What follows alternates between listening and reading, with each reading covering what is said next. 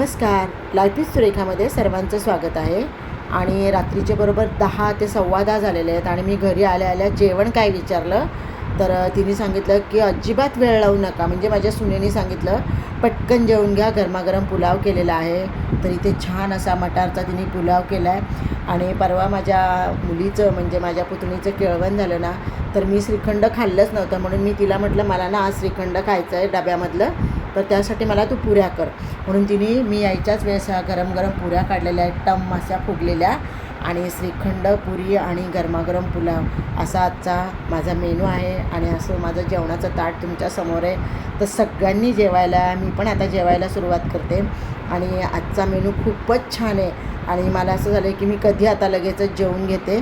तर मी आता जेवायला सुरुवात करते. व्हिडिओ आवडला तर व्हिडिओला लाईक करा, शेअर करा, कमेंट करा आणि सबस्क्राईब करा. धन्यवाद.